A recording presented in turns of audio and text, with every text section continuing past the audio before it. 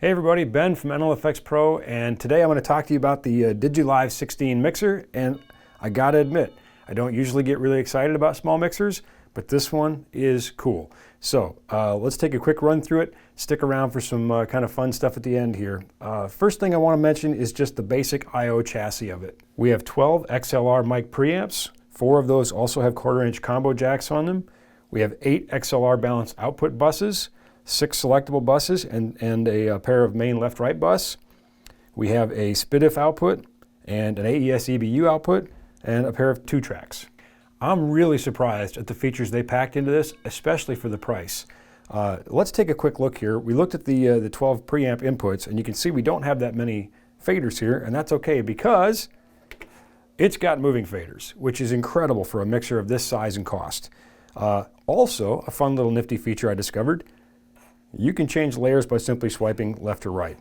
Let's take a look in there and see some of the features that it's packed in with the DSP.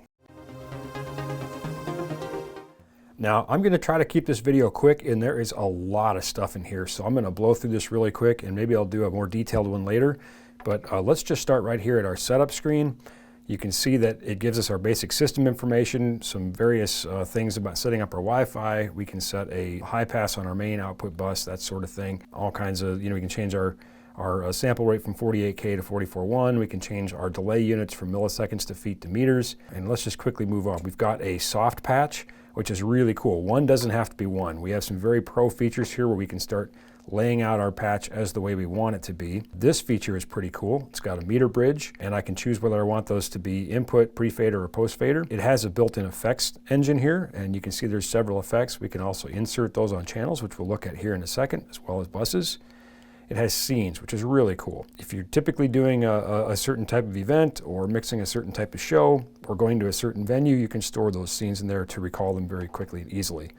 Recorder, very cool. Little USB 2-track recorder, and also playback. So great for walk-in music, house music, that sort of thing. Maybe if you're doing like a wedding ceremony or something, you just want to have some stuff right there. You don't have to use up one of your input channels. You can just send that right to the playback. And then of course we've got all kinds of features for monitoring. So let's take a look at the channel strip, and let's look at the features they've packed into each of those. Right off the get-go here, we can see I'm on layer 1, and we can see my channel 1. If we give a quick basic look, it gives us kind of an overview. You can see that my mute is selected, my solo is selected, and we can see my panning and some of those things. So taking a look at the top of the channel strip, up here is where I can get into things like my input gain. I can choose phantom power, selectable per channel, phase invert.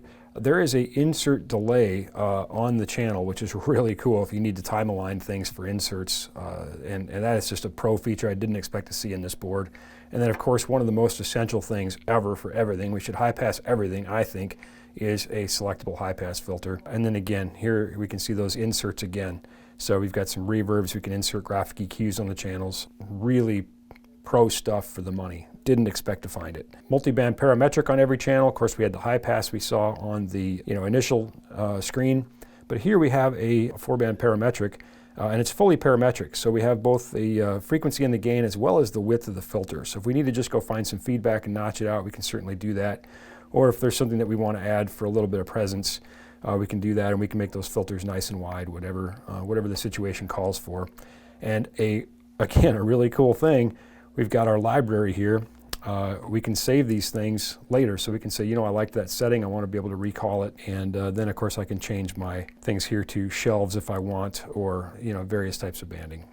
In our dynamics section, again, this thing just continues to impress me. I was really quite impressed at the settings available for the gate, and also you can see the visual representations of what's happening here, and it has sidechain ability, which again, another kind of a pro feature, didn't expect to see.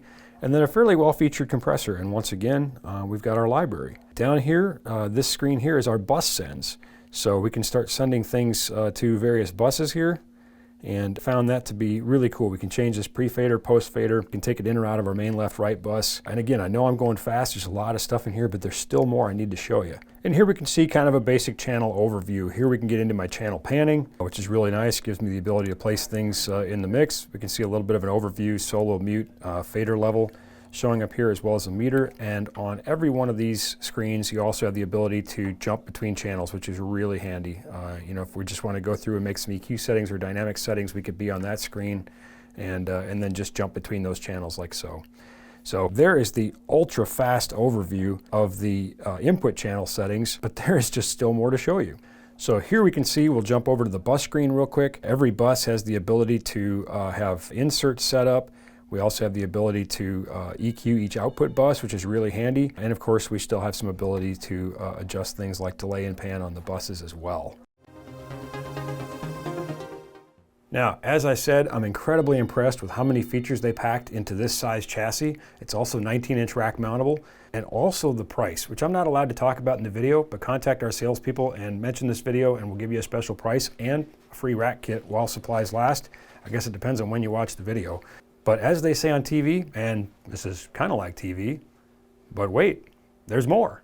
There's also a very well-featured iPad app, and all of the features that we found here are also available on the iPad app.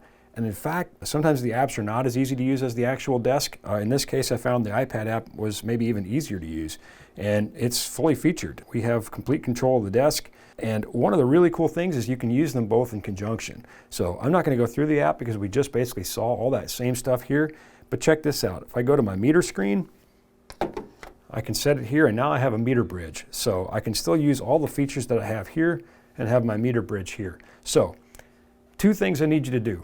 1, click the subscribe button because, well, frankly, we need more viewers. And you don't want to miss some of the great videos we've got coming out. And number 2, if this mixer's a great fit for you, reach out to our sales team and get yourself a great price. As always, put your questions and comments in the comment section, and thank you so much for watching.